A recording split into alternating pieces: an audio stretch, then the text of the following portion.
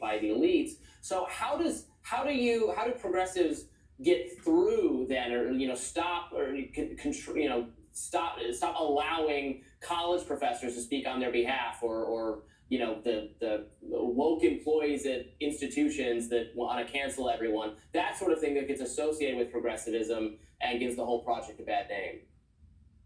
Yeah, so there's a couple of issues there, Robbie. Number one, uh, corporate media, both, and when I say corporate media, that has the umbrella of what we consider mainstream media, like CNN, MSNBC, New York Times. Okay, folks, this is the James book. He's on Rising. No, he's on the Hill. Yeah, Rising. And promoting his book. These guys break it down, the Vanguard, and I'm just doing their stream, not copying, well, I got this from their stream. I'm gonna react to this myself.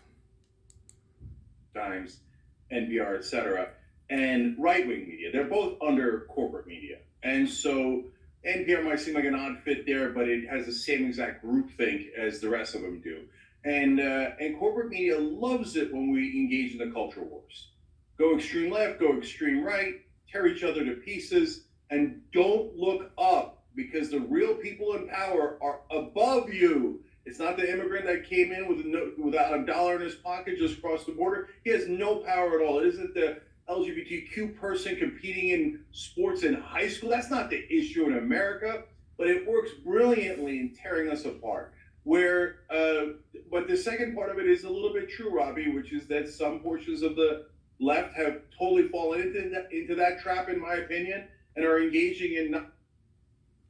Oh God, here's when the Cenk Uyghur we've come to. I was like, this is great. Cenk's been on a roll here. Like he's been saying everything that, but of course he's gonna take the bait. Instead of just looking Robbie in the eye and saying, you're actually not correct in that analysis. Most of the country agrees with me when it comes to culture war issues, and most of the countries agrees with me when it comes to economic issues. You are the one that is Exactly.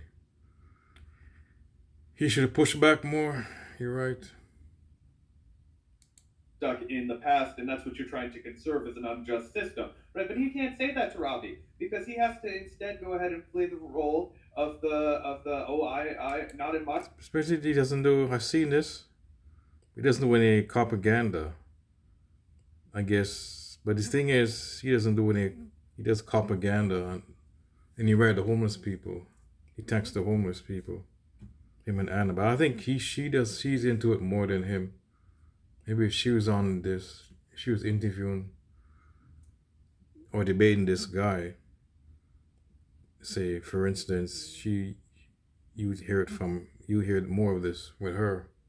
If Anna was here instead of Cenk. My backyard liberal. Instead, he wants to be the progressive. He wants to be the progressive in name and have his progressive laurels, and then come out here. And I guarantee you, I don't even know what he's going to say yet, but I guarantee you, he's going to come out and he's going to start talking about crime and fucking homeless people, right? Oh, we've gone too far when it comes to this kind of shit. I can already tell. I can look at his fucking face and oh, here we go. You're right. It's not the immigrant that came here without a dollar in his pocket. It's that poor guy. Oh yeah, the guy that's so poor he doesn't have a house. That's your enemy. Sorry, Cenk. Not only those culture wars, but only those culture wars. Brother, I need you to be able to walk and chew gum at the same time. So we can fight back against the right wing on those social issues, and at the Young Turks, we aggressively do that. But at the same time, I need you to focus on what unites us economically. Otherwise, we'll never be able to beat the people up top.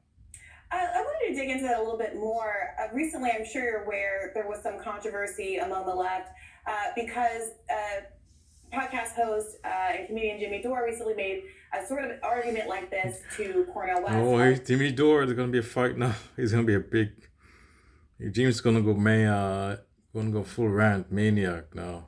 Doing that he was overemphasizing resistance to white supremacy, at least in his rhetoric, if not in his campaign, and he was pushing him to focus more exclusively on economic issues. How do you see that trade-off, and do you think that there needs to be a kind of hierarchy of things like economics over racial or social issues, or in the case of the argument that Jimmy Dore was making, a focus on COVID and being anti-mandate and anti-moratorium over something like the fight against white supremacy? Yeah. So this gets super nuanced. So let me walk through all of it as quickly as I can. First, the number one problem with Jimmy Dore's approach is he goes and mainly agrees. Really quick, chat. Do you guys also hear somebody typing in the background of this Rising video? It wasn't me or Gavin. Both of us are muted, but there's typing going on in the background. I don't know if it's just me, but you guys, just curious. Wait, backspace like 5 or 10 seconds so I can pay attention. You just hit your back key. So this gets super nuanced. So let me walk through all of it as quickly as I can. First, the number one problem with Jimmy Dore's approach is. So anyway, just at least we're not the only unprofessional audio podcast. He goes. Oh, there we go. Goes and mainly agrees with the right wing on social issues, and then says, "Oh, like I'm not going to agree that the vaccine doesn't work. Sorry, I'm not going to agree to things that aren't true. I'm not going to agree that the election was stolen. I'm not saying that Jimmy's saying that. I've lost track of what the crazy ramblings in his head or what he says out loud. But he keeps. Oh my God. Yeah. Jimmy's a grifter, or I don't know. He's like I have to say it, he's a Trump shill, Republican shill. And that he's a left, some kind of populist or left. He's really a leftist. Or even a progressive. I don't know. Trying to bring the left over to the right wing. That's not how you do it. You say, look. Exactly. Look, it's not that you guys are moving your position. See, we had a whole tier of principles. You can't just give away your values and principles. I mean, just to appease the other side. Or that we're moving our position. But you guys are doing it too. But anyways. Just that we're finding common ground in the places where we agree. Both of us. You guys, they do it too, TYT. And I was going to do a video saying that TYT and Jimmy Dore, they're the same, like a two-headed coin. But I decided not to make that video. It was a video of them a year ago arguing with TYT, Jimmy Dore arguing with, like, he's breaking down one of their videos, like Anarchist Parent. They're talking about force to vote, and he was breaking it down. And he was going after her, like, really. And but they're almost like the same, but he's more extreme. He's more extreme. He's more to the right than these guys. These guys are going a little bit inching more to the right. And I don't know if I might play that money. That donation he got a year ago, Katzenberg, the Republican. So I wonder if I might play that. Can take yes for an answer, but you should not sheep herd your audience to the right wing. That is not at all productive. Yeah. In terms of hierarchies, like I said earlier, you don't need a hierarchy. Why do we have to debate and vote on, is this social issue more important or is this economic issue more important?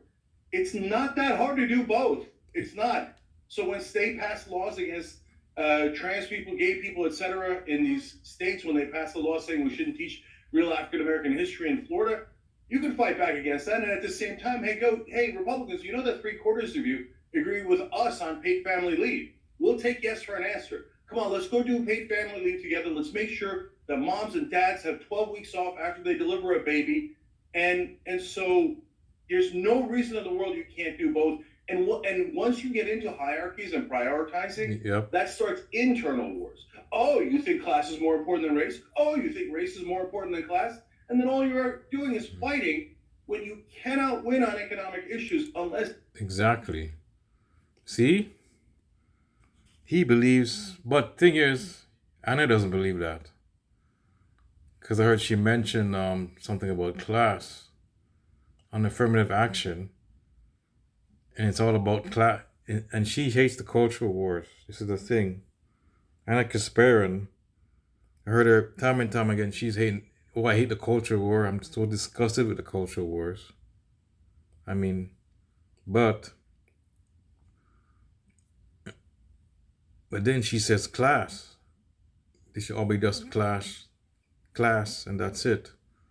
No culture wars, no nothing. Sure, the culture wars are what the right wing is doing, but and they respond to it. The media and the left responds to it. So we should. But these guys, in some cases, you should ignore it. But other channels don't really go into the cultural wars. I noticed that. Or the leftist channels, but you guys do. But I think your audience is more younger than other channels. You know what I mean? Like these are young channels. There's channels with trans people, leftists, with trans leftists, younger leftists. They go into they talk the culture wars, and they do some like in labor and stuff, in economics, labor. But you guys are like known for culture wars, kind of. And now you just want to go away from that. That's the problem, though. And Anna Kasparin, like she's totally different. She hates the culture wars, culture. We can't abandon marginalized people, though. That's the thing. If you don't do it as much. And when you do it, it's nonsense. Like some of the stories are non-issue. You mentioned the trans sports, but that's what you guys did. Did a story on trans sports, and the activists were doing. They did a story on that. That's not, and no one's doing a story like that. I mean, that's a problem. So you guys are doing that. I mean, you're making a big deal about it too. Not just others on the left, but they're doing the same thing. So, yeah, but that's great. He thinks we should all. So white supremacy and race. So agrees. That means he agrees with white supremacy. I don't know if he did. Or he's just saying that white supremacy is a problem, and other issues, the minorities and other groups, marginalized groups. So agrees that there should be there was issues there. He agrees with that. But Anna Kasparin, she doesn't agree with that. I know that. What she said before, she hates the cultural wars, she said. And she hates, it has to be about class. I heard she say that. So there's different views. But you see her shows, the shows that have their more, he knows that, the propaganda and like the kind of like reverse racism crap they're doing. I mean, I'm going to do another. They did a show on they just did a one segment with a comedian, Indian American, and he made up some stuff about racism. That doesn't matter. He made up stuff about racism. I mean, he was put it in his comedy stint, in his live show, put that in, but it was all made up. They just did a segment of that on the Young Turks, and that doesn't matter because he's an Indian. It was more. I don't think they really care about that. In America, it's more black and white. I think that's where the thing is. That's a non-issue. It's not an issue, but it's not a big issue. But if there was a black comedian doing that, I think that would be a non-issue. Yeah, you could say, yeah, that's troublesome, maybe. But it's not a big issue. That's terrible. Because a guy who's a comedian and he makes millions of dollars. Well, he's making a lot of money on Netflix, so he's making millions of dollars. So he use that as he's trivializing the issue. You're right in that sense. That's not a big story. It's not going to affect to me. Because this America thinks black and white. That is all about. But there's racism. Well, there's racism against Indian people too. That's what it might do. It might affect Indian people actually. They could say, "Oh, some racist guy, random racist white guy would say, oh, you're just making that shit up. You Muslims." And yeah, this guy is a Muslim guy too. The comedian. You guys shouldn't be in the country. You get out of the country. Yeah, you should be locked up and get out of the country. Oh, terrorists. So a random white guy would say that. Yeah, anyways, the Indian comedian, that's a segment on Young Turks. And they're gonna release that, I don't know. That was on a live show. But it's not the same thing. And then in 9/11, see, that was during 9/11 too. He did that. Talk about 9/11 and CIA and shit like that. Now it's not relevant now. He came out with that. He can't talk the truth about it. That's all made up. But that's not irrelevant. That's irrelevant now. That story like that. See, making stories like that is irrelevant. To make garbage. I mean, and you're causing more reaction against race. Actually, you're causing more reaction the other way against minorities when you do that.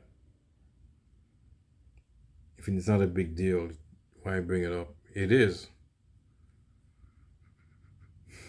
But I think it's nonsense. I think if it was a black guy, it would be more relevant. A black comedian, yeah. And I think that would be an issue.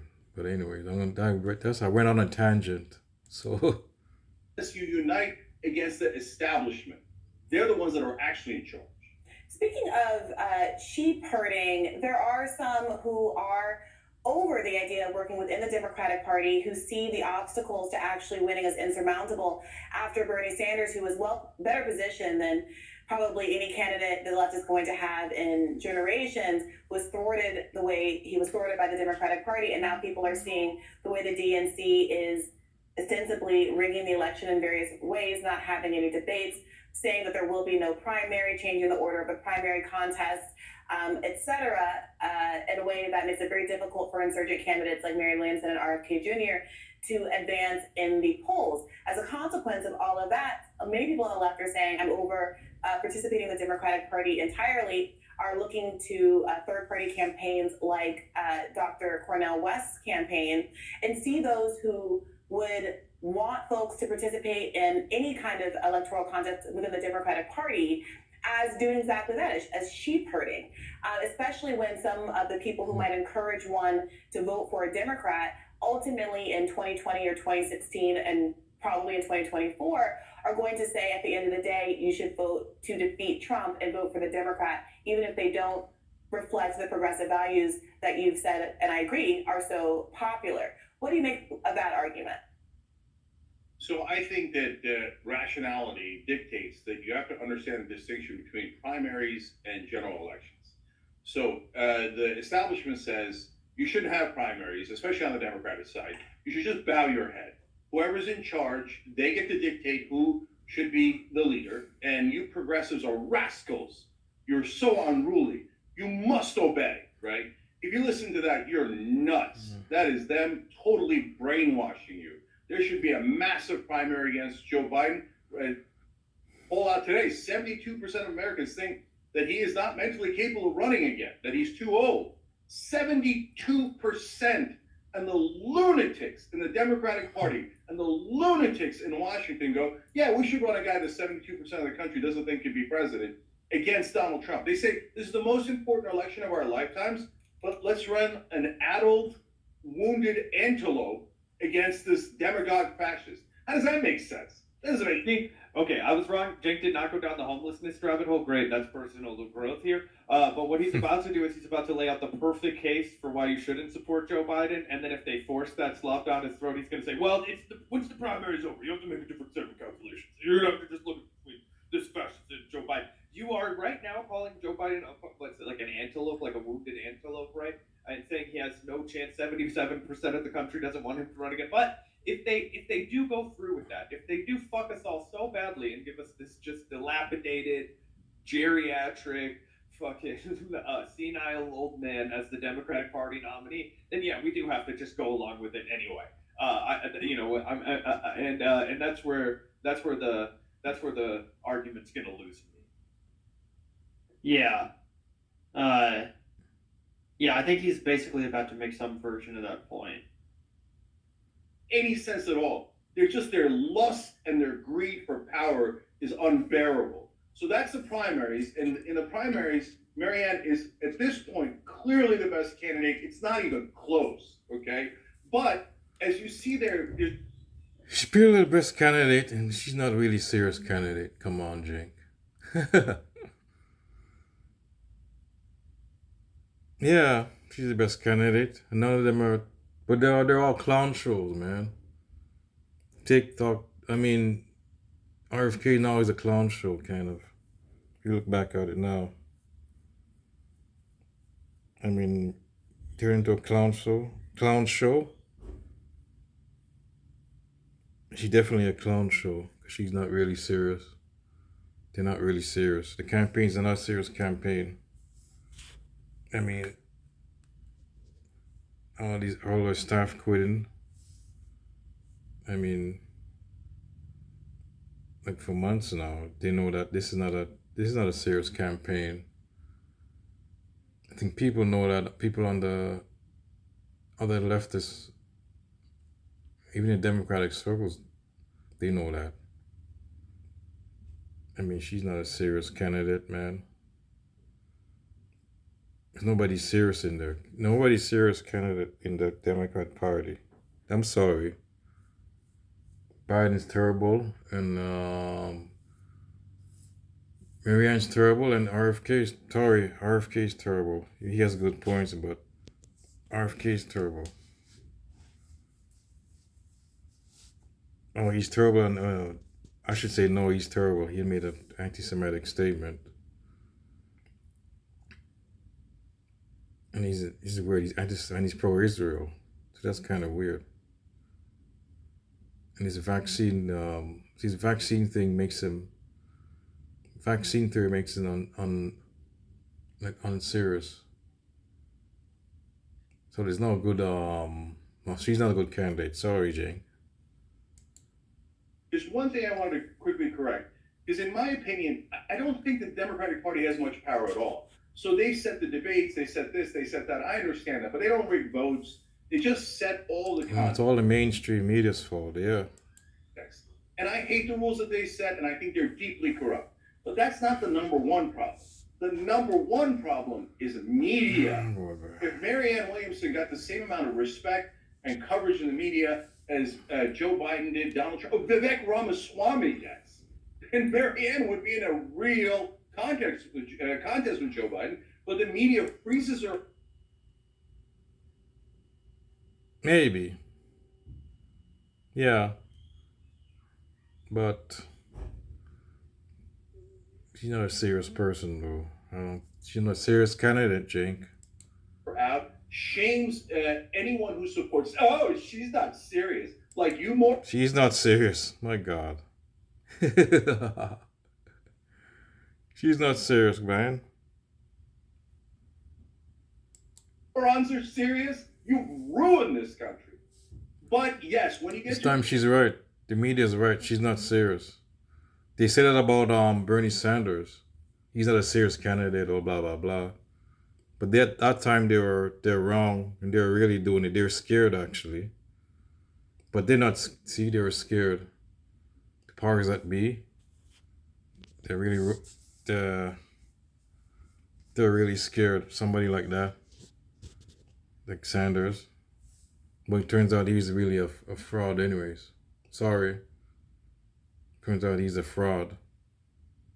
But back then, last two elections, 2016 and 2020, I think the media was scared. The powers that be, they were scared. Bernie Sanders, a real powerful movement. So they did run after him. The ANC went after him, the media went after him. But they don't fear Marianne Williamson. She's not serious. She's a clown show.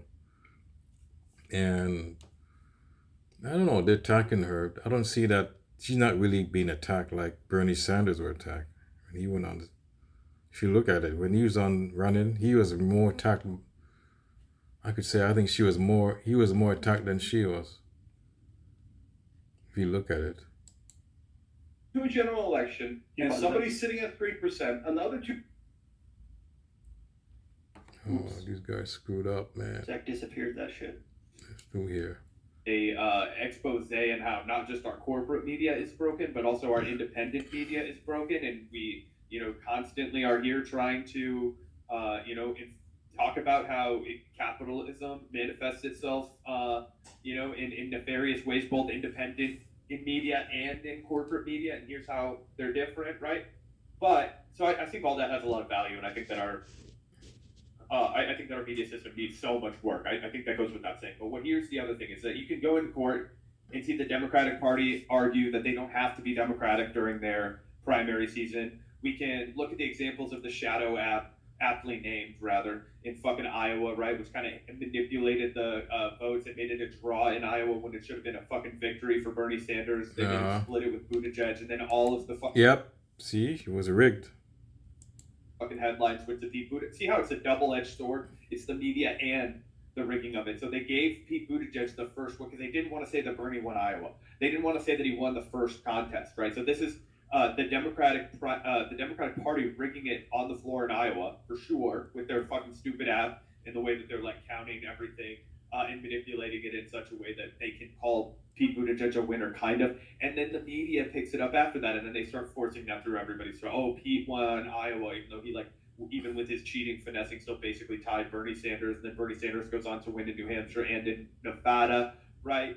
But then it's the Democratic Party that says, no, we're going to get Barack Obama to call everybody and say you need to drop out and coalesce behind this guy, right? Behind this Joe Biden figure that the people know and who the people recognize and they remember. PB&J filled deliciousness. Isn't it something? Our very own billboard. It just talks about how tasty you are. Where's the crust, brother? Yeah, there you are. See? Our billboard. Come New on. Uncrustables. Find it in the freezer aisle. I wear a few different hats as CFO. Sometimes it's referred to as Chief Fixing Officer. Jesus Christ. All That right. would be taking photos with him eating ice cream and all that kind of stuff. So the media scratches the back of the establishment, but I think that the Democratic Party is Okay, so I'm gonna go corrupt, forward, and they're folks. so known for doing backroom deals. Like Eugene McCarthy got the most delegate votes in 1968, right? Chicago Convention, right? What did they do? They gave it to Hubert Humphrey, right? Mhm. That was what led to in big parts the '68 riot, Chicago 7. Guys, you know what I'm talking about. The Democratic Party has a history of Yep. being extremely anti-democratic. Don't So wanna no, I go disagree forward. with Cenk. Also, this is a fucking hilarious freeze frame. Looking at me, looks like he's fucking like he looks like he's like getting ready to spook somebody on Halloween. But anyway, yeah, I think it's a blend of both. I don't know, Gavin. Do you think that Marianne would be running away with it if our media system was better? Because I think they would be finding new ways to steal it from her. Otherwise, we would have had a bunch of progressive victories before now. You know what I mean? It was nonsense, anyways. A contest with Joe Biden, but the media freezes her out, shames anyone who supports. Oh, she's not serious. Like, you morons are serious? You ruined this country. But yes, when you get to a general election and somebody's sitting at 3% and the other two guys are sitting at 40%, well, brothers and sisters, I love you, but there is a reality that you are, in fact, taking a vote that would be against Donald Trump, and you're putting it in a category that is not going to win, and you all know. Sorry to pause it again, but I did call this one correctly. We're 1-1 for the Cenk predictions on this interview. Yep. That I'm not saying today. I'm saying if you Yep, he's going for the vote for the Democrat. That's what he's saying, folks. Vote for the Democrats.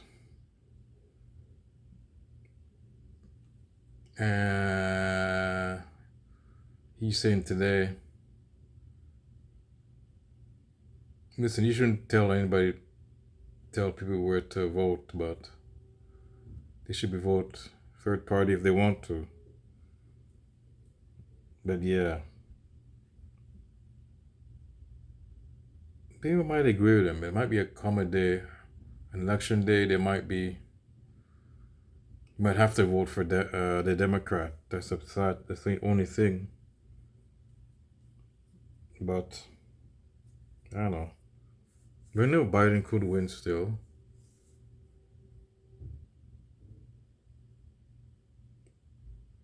But many things could happen now. Maybe I don't think Biden might not be there. They might replace him.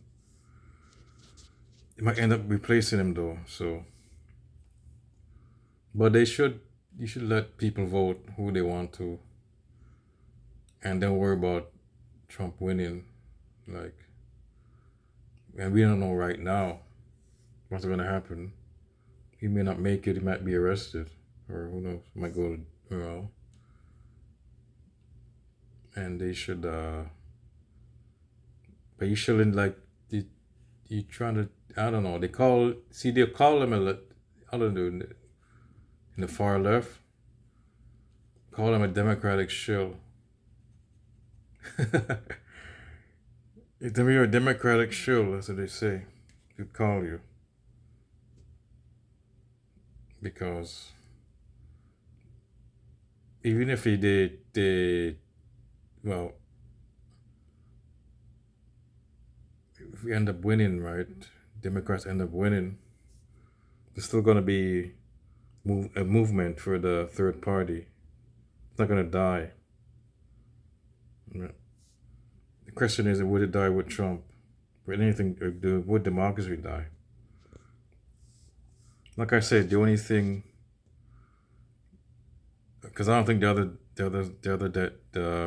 Republicans are going to be they're not really. I don't think they're fascists, true fascists, like Trump is. So they may not end democracy, but he might. Or maybe he will, actually. To election day, and the polling still shows that. And don't give me this crap about, I don't believe in polling. I think 3% could magically turn into 51%. But the thing is, they're not going to, the people who vote for Cornel West are going to vote third party or libertarian, whatever. They're not necessarily, well, people for Cornel West anyways. The libertarians might vote for Trump. I mean, voters that might take away from Trump. Libertarians. People are going to vote for the Cornel West. They're not Democratic voters. They're not going to take votes away. It's like he's saying that they're going to take votes away. And Jill Stein, sure, she might take, I think she'd take votes from Hillary Clinton. Not really. She's saying that when Jill Stein, she didn't take any votes away, but it wouldn't have mattered. They're saying that the votes, the minuscule votes, so it wouldn't have mattered. She did take votes from Hillary Clinton.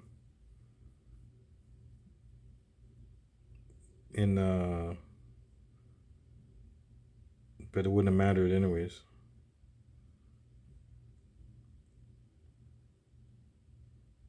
Like 1% or 2%. He's saying 3%. But he's saying it's gonna be that close. You think he's gonna be that close? Well, he's gonna take votes away. But in general, they're voters. Most people sit out. They're not gonna vote. They're not gonna take votes away. They're gonna sit out. Most third party normally they sit out. They don't vote. They're not Democrats really. Like normal, they're not normal Democratic voters. So yeah, I mean, On that day, your candidate's definitely not going to win. Why would you help Trump? Why? Why would you help him? Well, It just makes no rational sense to me. Let me ask you this, Cenk. Why would the Democratic Party ever stop? You don't want to characterize it as rigging. I will. Rigging the primary. All right. No offense to Brianna, but I do hate this shit from third-party voters where they get asked a question like this from Cenk, and then they answer it with another question. I'm like, you need to answer that question. Like, you do need to have an answer to that question. I'm not saying that Brianna has never answered it before. Obviously, she has her reasons for voting for Cornel West, even though Cornel West isn't going to win on Election Day. But if I was just an average person watching this that already wasn't considering voting for Cornel West myself, and Cenk asked her a reasonable question, it comes to Election Day, why are you voting for a guy with 3% when clearly he's not one of the options that's actually going to be victorious? Again, I don't agree with that. Clearly, I'm on Brianna's. I'm on the same side as Brianna here. I also plan on supporting Cornel West. But why don't you just answer the question?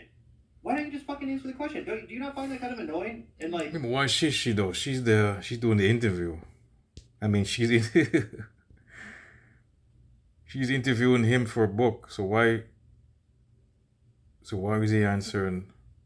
Why should she answer the question? Like she's doing the interview, not him.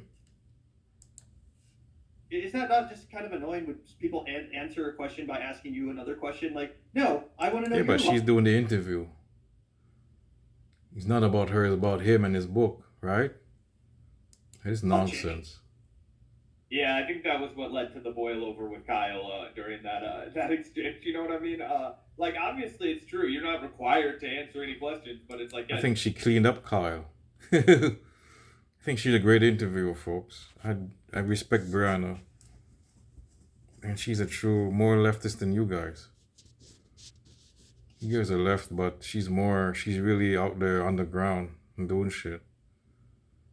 And she's Bernie Sanders' press secretary.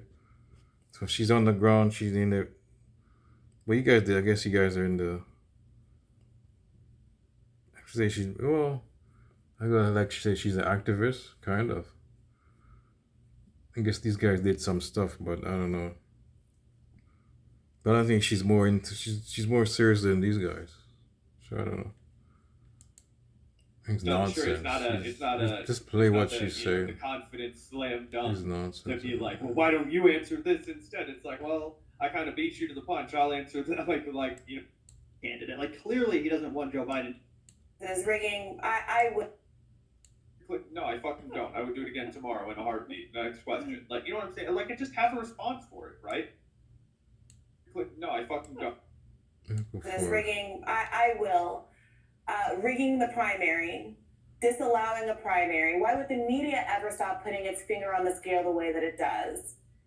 If voters ultimately validate that behavior by continuing to vote blue no matter who, no matter how bad the Democratic Party gets, and no matter how corrupt the DNC is, when does it stop? Yeah, it stops when we win the goddamn primary. And by the way, that's impossible. No, it's not. Bernie came this close in 2016. And he came this close in 2020. He won the... Wasn't it rigged? It stopped, but a president, when that's gonna stop, I gotta see it to believe it.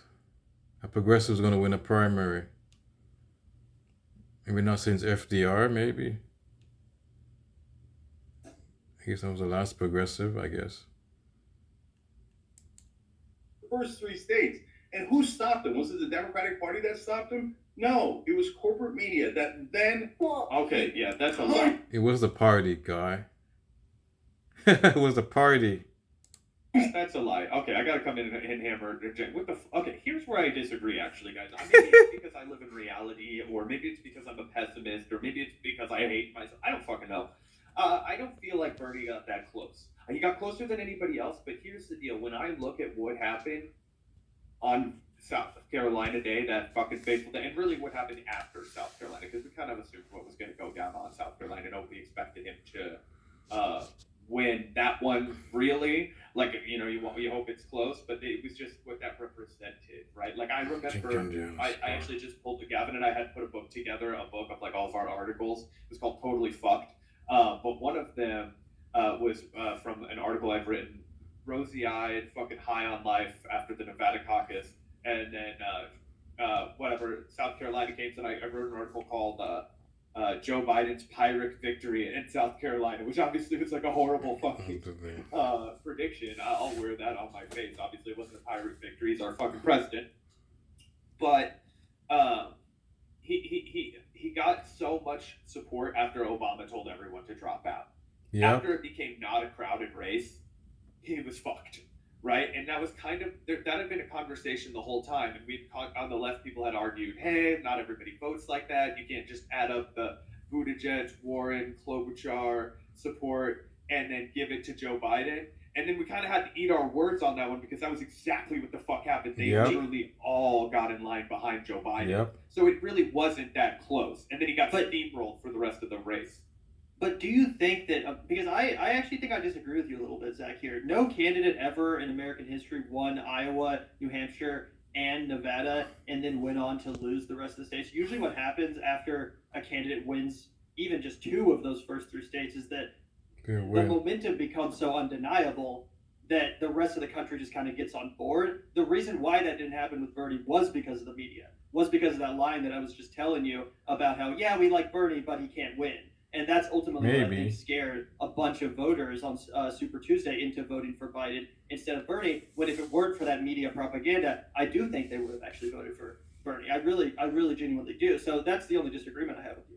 I disagree. Yeah, I think that at that point, though, then you remember the debate moment on the debate stage where Bernie Sanders was the only fucker that said that he didn't think that they should be able to, like, rob it from him at the convention in Milwaukee. Like, I just think that there was a lot more to it than that, and that's exactly what happened with Eugene McCarthy, who did make it to fucking the convention in Chicago, and then they robbed it from him there. And everybody's like, well, then we would riot in the fucking streets. Yeah, that's exactly what they did in 1968. And Hunter Thompson said that it took him over a decade to be able to come to terms with what he saw that day because it broke his fucking heart. Because he realized that there was no American dream that day when he watched the cops savagely beat the shit out of people for trying to exercise their right to democracy in America. He was like, it's not Saigon, it's Chicago. Did anybody else read that fucking powerful piece? Okay, I did. Right? So anyway. The only thing and I agree with that. I do think it's possible if it weren't for the media propaganda at all, though, that Bernie's win would have been so overwhelming that they wouldn't even have been able to take it from him at the convention, that he would have just outright won the nomination. Again, if it weren't for any of the media propaganda. Because, I mean, again, no other candidate in American history has won those first 3 states and then got on to lose the nomination. Like, that's... Oh, Gavin was speaking too much truth. Day 86 is my that the people will basically support whoever wins the first couple states. The only reason I think that didn't happen was because of what happened with the media. And I do think it's fair to say that the Democratic Party had an equal role in making sure that they prevented Bernie from getting the nomination. But the disagreement I have with Cenk is that I think that the MSNBC, the corporate media, is basically just an extension of the Democratic Party, right? Like, I think that they are part of the Democratic Party for what it's worth, at least MSNBC, who's the main offender here, at least as far as turning Democratic voters away from voting for Sanders. Yeah, I think that obviously you cannot overstate the role that the media had there. I just think that sometimes we pat ourselves a little bit too hard on the back for how close Bernie came when he had a long road left. Interesting. See, I don't think he did. Like, after Nevada, I was so convinced he was going to win the rest of the states. I don't know, man. I don't think so either. I think you're wrong.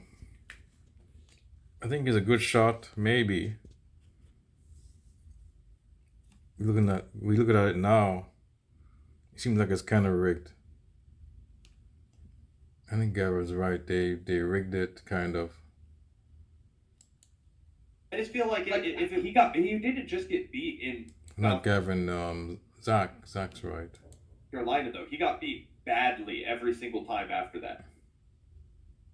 Yeah. I don't know, man. I just feel like that wouldn't have happened if it weren't for the media. You know, like I think the same thing would have happened to Obama if after he won Iowa, if every media outlet immediately started doing anti-Obama propaganda. I think that Hillary would have won that primary too. You know, so it's like, I really do think the media kind of decided it.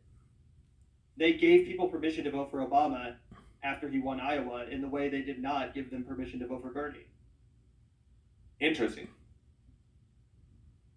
Some negative coverage on Bernie. Can we get past corporate media? Of course we can. You don't I think know it was it's the super Democratic hard, Party? and that's their wall that's meant to keep us out, right? But look at us. You're doing it on Rising, we're doing it on Young Turks, and all of us are getting past it by having these conversations and having it reach the American people. Can a progressive win a primary?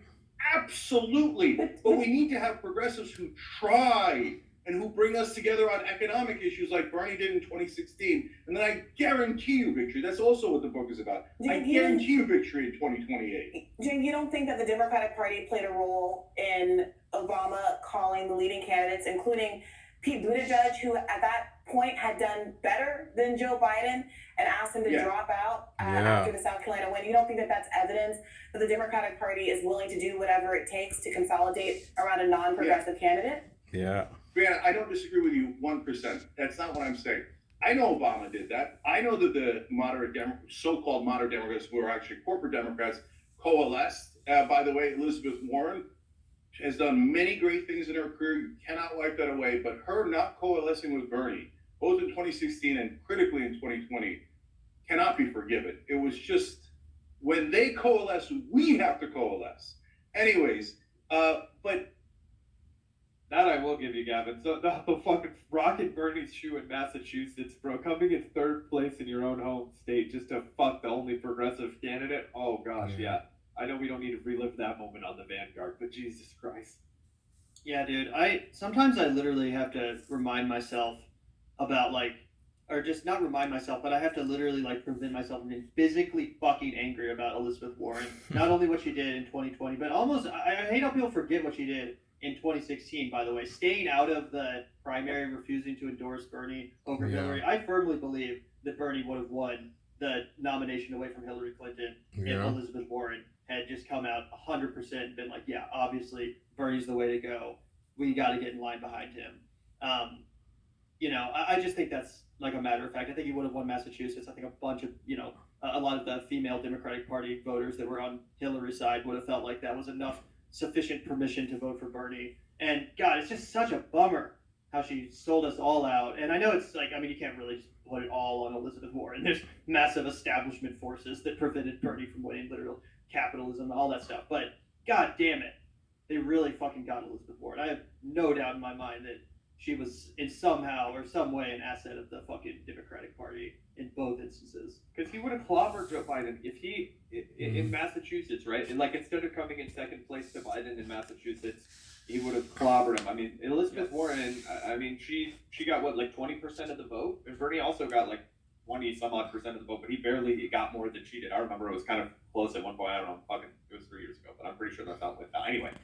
Mike Bloomberg, I think, was still also fucking in the race at that time too. Which but I think he got a real shit amount of votes. So I don't know. It's interesting. Who knows how it would have played out? But I'm pretty sure the math works out that if the Warren voters went to Sanders and the Bloomberg voters went to Biden, then Bernie would have narrowly still eked it out in Massachusetts. But obviously, who fucking knows? It was definitely a massive blow, though. Brianna, what I'm saying is that was not the critical factor. Obama can get all of the corrupt Democrats together and all the corporatists together. Yeah. But if the media doesn't then smear Bernie and doesn't elevate Biden, it doesn't work. It's the media that's the critical part. The Democrats try to rig elections, but if the media didn't play along, that plot would not have worked at all. Bernie would have won the fourth primary state and it would have been over. You think so? Oh. We were so close. My problem with progressives in Congress is we got near the goal line and now they're going backwards. And they're going, oh, corporate Democrats, we bow our heads, we all endorse Joe Biden. Are you... Okay, that is true. Mm-hmm. Nuts? What are you endorsing Joe Biden for? He's a terrible candidate. He's a weak candidate. He's gonna lose. Yeah. He's not very progressive. Well, he might lose. And you endorse him without getting anything in return. Don't you know even? Kyle, I hate to burn you, dog, but how are you letting Cenk be? How you letting Cenk outplay you from the left? I'm sorry, my man. I'm sorry, but it had to be done right here. Cenk Huger from TYT coming out here firmly to the left of you right now. I didn't want to have to call that game. You know. But Well, on this issue, he is. Mahomes, and who am I to I'm say sure he's on. that He's on the left on this issue about the squad, but squad is his own people. He put in the Congress. They let him down, so it's kind of embarrassment to him. Yeah, he's to the left. Well, he's not doing any propaganda here, so I guess he could be he's into the left. We all know who the captain is, but my dude, Cenk is being based right here. I don't know what to tell you.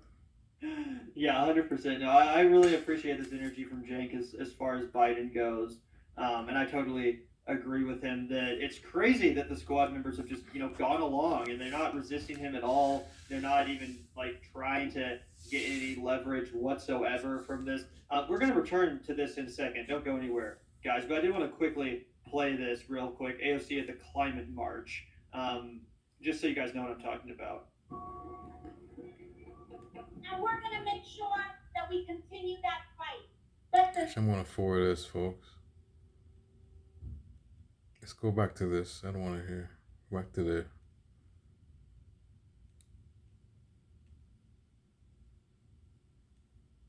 Okay, we'll see what here. Says that this can't happen if you're independent. That this can't happen if you're outside of an establishment. No, it happens.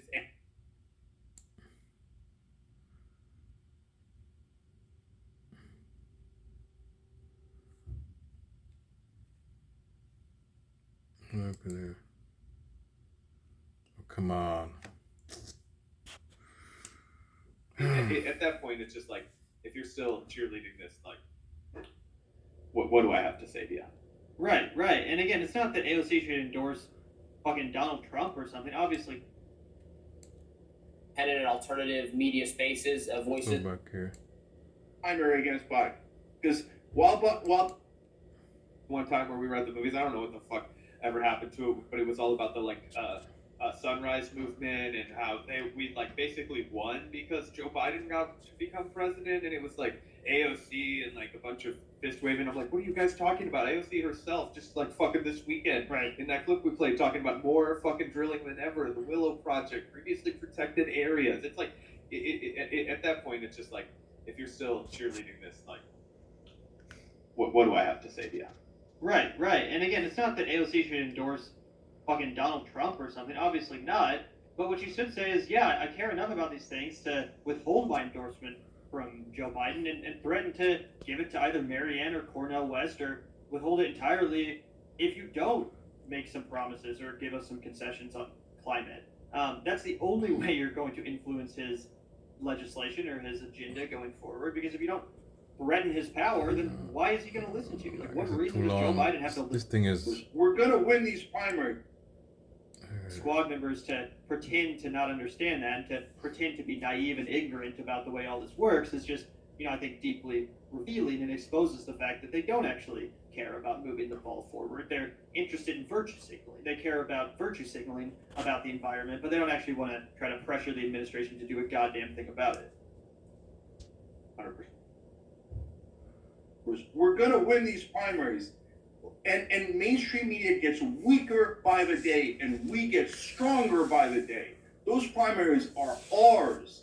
It's just even today, why don't we have a more forceful primary against Biden? Because while the media whines and complains about Biden, the minute that anybody steps in the race, they go, "How dare you!" to the leader. If you're a Democrat, you're a progressive, are you nuts listening to corporate media?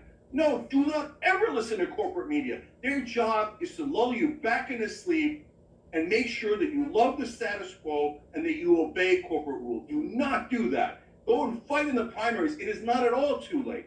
Look, if these are the only choices we have, voting for Marianne Williamson in the primary is the biggest no-brainer a progressive should ever have. There's no reason in the world to vote for Biden. She's both a stronger candidate and a more correct candidate. Jake, let me ask you this before we go, and I'm sure you get into some of this in your book. I think you're so correct to rail against the mainstream media, the corporate media, and the choices that they make. And we're part of a corporation, so I guess I can't say we're not corporate media, but we try to platform and celebrate alternative narratives like your own. Let me ask you this, because you went after Jimmy Dore a little bit a minute ago. Huh. I've noticed that in a lot of these independent and alternative media spaces, voices we've featured on the show before, people who got big by having very pro Bernie Sanders audiences and messages, have had, if not a right-wing drift, I'm not sure that's in the direction of progressivism, or it's not in the direction of normal Bidenism either. It's in a direction, I think, of being more open to the right. People whose audiences, I think, have that perspective, like Glenn Greenwald's audience, Yeah. Russell Brand's audience. We're going to be talking about Russell Brand later today for anyone watching this right now. I like how it's not even up for debate, like from Right? a right-wing perspective. Like Robbie, the most ardently, proudly right-wing guy, and he's like, and now a lot of these people who rose to prominence in the Bernie Sanders era are out here with a massive right-wing leading He audience. started it. Go fucking figure, right? See, he started the whole argument, Yes. I guess. And then it got really heated. I'm not gonna go further into it after. Yes, thank you. Once you hear from a right winger, it just becomes obvious what's happening, and there's none of this goddamn gaslighting. People like Jimmy and Glenn and Russell Brand will say, I haven't changed a single position. I'm the same guy I was 3 or 4 years ago. Everyone else has changed. But here, thank you. See, you saying that Jimmy and Glenn Greenwald more to the right than before. See, this is a right-wing guy saying that. See? Exactly. Yeah, the grifters. Well, he said to drifted We're over. just being like, yeah, it seems pretty obvious. A bunch of commentators, people like Jimmy Dore, have shifted to the right. That is what happened. Like, it's not controversial to say. It's not a smear. It's not like we're just saying that because we can't respond to their ideas and we just have to label them a right winger. No, it's just a literal description of reality. 100%. And also, Autumn leaves. I do not want to hear Robbie's take on Russell Brand. I saw him on Twitter linking a bunch of stories to the fucking 2014 Rolling Stone debunked piece where the campus rape story that turned out to not be true. So I think you can infer from there where he's going to go with this one. But anyway, yeah. Wow. I just think Russell got too close to the truth. We gotta wait till no, I don't know if he's gonna go that far, but I didn't watch his fucking take because I knew I'd pull my hair out if I saw him and Brianna break that down. That kind of thing, how does that square with your thesis on the inevitable takeover of progressivism?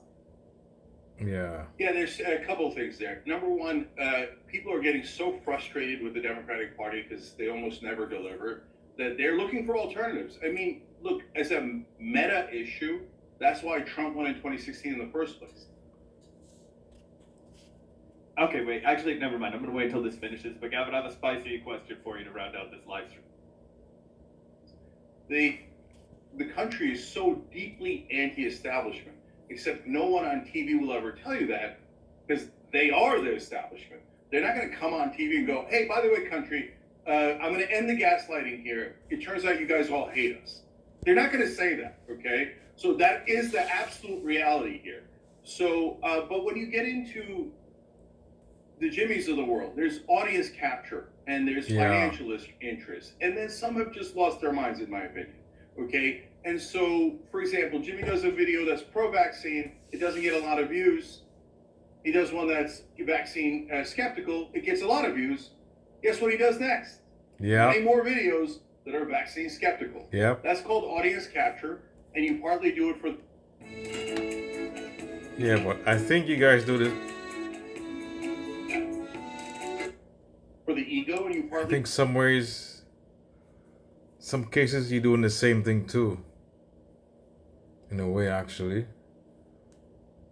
They're doing the same thing too, but not as much as Jimmy Dore's. Cause you guys, they're going slightly to the right too. With their propaganda and their and going against homeless people, kind of. So they're doing the same thing as, in a way, Not as much like Jimmy Dore, but they're going the same, going to the Overton window, moving more to the right. They do it for the money, and it takes strength not to go in that direction. And the right wing is going and capturing these hosts one by one. And everybody has their different things. Look, I don't know Russell Brand and Glenn Greenwald's situation, but I do know that sometimes if some people have done terrible things, where are you going to go? You're not going to go to the left, where they're going to out you and they're not going to support you. You're going to go to the right, where they circle the wagons, Yep. and they say you can do anything you want as long as you agree with us. Yep. Exactly. Whoa. Yep. Look. Now, the thing I was going to ask Gavin about, but I said I was going to let this play out. To me, and again, I really like Brianna, but it kind of seems like that's what she did after the Virgil Texas thing, right? Like after Virgil Texas, like had that whole thing go down, where like most of the like really ardent fucking like, hey, why are you not addressing this? Like, I believe in survivors kind of people were all like very side-eyed about it, and then now it's like, oh yeah, well, I guarantee you when she goes on to fucking YouTube and checks the bad faith analytics, that the channels that are most watched by her audience, I fucking guarantee you guys, out of five, I'll get 3 of them right. I guarantee you it's Jimmy Dore, probably obviously the Rising on the Hill, which is a massive right-wing audience. Guys, look at the framing on fucking everything that they have. Like, even if it's, I know that Brianna doesn't do the headlines there, but I'm just saying, look at the headline. Look at the framing that they set up. Of course, it's a right-wing audience. Then you probably have Russell Brand's show somewhere in there as well.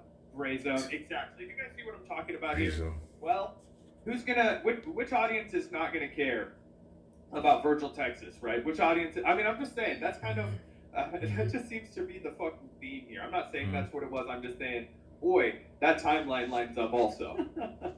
Yeah. Oof. I mean, who knows? That was such a debacle, and it is weird that Brianna never really like truly explained what the fuck happened. Like, I think Virgil Texas is still on like some of the Bad Faith podcast artwork, like promotional material. So, you know, to be honest, I did always feel bad for Bria in that situation. Like, I don't think that Virgil's crimes were in any way her crimes. It's certainly a very awkward position to be put in. And I don't know all the details, right? I have no idea all the details. Obviously, I think that, you know, Virgil Texas is a total monster, and there's a reason why he fled the internet after being accused of what he was accused of. You know, if some random anonymous Twitter account said, like, I did something that I didn't do, I wouldn't just leave the internet. I wouldn't just abscond from the internet. I'd be like, no, I didn't do that. This is a smear. Whatever. You know, moving on. The fact that he just up and left the internet, you know, like that was tough. Okay, calm down, Rebel K. Nobody said that it was her fault. I'm saying that isn't it odd that after her fucking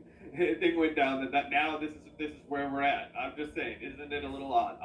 That's all I asked. I didn't blame anybody for anything. Brianna can make whatever the fuck kind of content she wants to. She's entitled to do do that. I'm just saying, like, let's take a look at your audience. If they're, I'm not, no, of course not. That's fucking ridiculous. That's why I had to call out that person in chat. But what I'm saying is, finding an audience that's not going to prioritize that as an issue probably wouldn't hurt, right? Like, probably wouldn't hurt. And also, that's exactly what happened. So that was all I was saying. Yeah, I mean, who knows? I don't think there's like a. Yeah, who knows, right? I do think, however, it's hard to argue against. To be bad faith, there is an inclination to spend more time with people who have been nice on two fronts.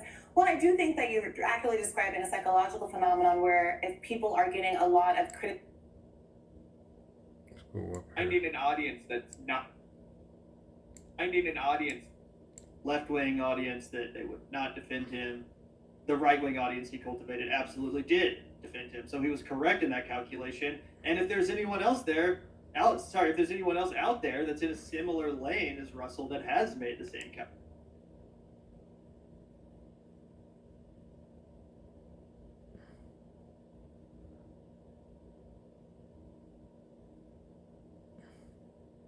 Triggered, but guys, I'm just saying. To be bad faith, there is an inclination to spend more time with people who have been nicer. I'm not saying that's a moral choice, but it is an obvious psychological outcome? And does that mean that people within the left community should perhaps extend more grace to each other so that that doesn't actually happen? And the second, I would just want to ask you about, similar accusations, I feel like I would be remiss not to bring up, that have been made about your network, Young Turks, about the $20 million of Katzenberg money that some people have argued Just want to hear changed the this. direction This the of one here, folks. TYT's coverage in a more liberal and less left direction. Yeah. Okay, so I'll take it one at a time. Should people show each other more grace on the left? Absolutely. At the same time, you notice a phenomenon. It's okay to point it out. So it's okay for us to point out what Jimmy does with his videos is super obvious. It's one thing to criticize the Democratic Party, as you can tell from this interview. I do it very regularly and very forcefully. It's another thing to say the Republicans are okay. The Republicans are not okay. Yep. Lesser of two evils, and they're the lesser of two evils, I guess. The Republicans are a disaster. The Republicans are much worse than the Democrats. Okay, now on to the second issue. Yeah, so then people go and look around and they go, okay, well, the Young Turks got $20 million investment. Okay, Now here's the things people don't know. People say Katzenberg was involved, no question. The amount he has is near microscopic. And he's a Republican too, I think. I heard. And by the way, we pay the money back. So they paid the money back? Is that true? Wow. Be honest, that's breaking news. We've never told anyone that, but we did. So that has no influence on us. But most importantly, Brianna. So pretty huge breaking news there from Cenk. That $20 million investment that everyone has talked so much about, ourselves included. According to Cenk, they paid it back. That's what he just said. He said, I've never said that before, but we paid it back, which is interesting. I mean, if so, obviously that's good. Like, I'm glad they did that, but I'm just a little bit curious as to how. Like, $20 million is a lot of money. How the fuck do you just pay back 20? Like, unless they just never even used it in the first place, they were just like, oh, it's been sitting in the bank, never used it. Now investment. They explain it actually. But assuming they used the $20 million. For this, I think they explain it. Or somebody there went on and said maybe they paid back the investment. They made a second investment and they paid it back, like the profits, all of the profits or whatever. So maybe they give the money back. But I think they said they made profits and eventually they paid it back. The loan. Let's go a little forward. Yeah, so then people go and look around and they go, okay, well, the Young Turks got 20. Was the moment around Force the Vote where there was a push for the elected squad members to take an adversarial relationship and to what the Force the Democratic Vote? Party, This is where he gets crazy. To hold their votes for them the same way that we've now seen the Freedom Caucus model with withholding their votes for Kevin McCarthy at the beginning of this year, really testing the theory of how that would work. One thing though. He says about Jimmy Dore. Merits to that. Let's all sing Kumbaya. It seemed like, from my memory, Cenk at the time really didn't even acknowledge that it was a good strategy at all. He just kind of pretended like it was Jimmy Dore being Jimmy Dore and being of that cohesiveness is bro. Shingles was unrelenting. It felt like merciless flashes of electricity around my eye. Brought up, it's like, oh, well, that's just an current affairs that set all of this out contemporaneously, so you can go back and look. But it wasn't this idea that we were going to hold the vote and magically get Medicare for all. And to the extent that that was your presumption, Brianna, your belief, it I do think that is name one a real other thing. problem. Name one other position that you guys wanted at the time. Name one other position at the time. Don't make it up now. At the time, name one other thing you guys I invite you and the rest of the audience to go look at an article I wrote in the Current Affairs magazine in November of 2020, in which I consulted. Yeah, she has the receipts. And included a list of subsequent ancillary demands that he had written up in his own publication, and I linked to them and say that these are also important. The important thing is that we need to demand something in exchange for our votes, but we don't need to rehash that. Go ahead, I'll give you the last. No, I need to say one last thing, Brianna. I need to say one last thing. You guys make it sound like we're the ones who have animus. No, be clear about how this thing started. As I told you in the beginning, I said, well, that's interesting. Let's have a conversation about strategy. And the minute I said, let's have a conversation about strategy, Jimmy said that we were taking money from the CIA and This is the one I hear about, folks. This is Jimmy Dore. It's craziness. See, they say, this is when they say, like Cenk, he's an op, CIA op. That's what the story got out. But the thing is, Jimmy Dore says there are all kinds of shit. So this might be true. I don't know if Cenk is an op for the CIA. I don't know if that's true. It could be true. I don't know, but because using the same tactics. Somebody came out, RBN, the guy. They brought out, had something. They brought out the tactics. They say they could get it online. Tactics of the CIA. There's certain lists. What they use, that they do to infiltrate groups. It's there to the seat of the public. You can get it online. If interested. But there was a big thing about him. I think I had a video of him. No. But there was an interview with Bree. Bree and back then she interviewed him. A whole controversy with Jimmy Dore. And at that time she interviewed Jimmy Dore. And he was saying something about Cenk, and Cenk is a CIA op or operative. Works for the CIA, paid opposition. You know what I mean? But he says all kinds of shit back then, I guess. Their Democracy Now, CIA, that he went crazy on that. But others are saying that too, though. This guy could be an op.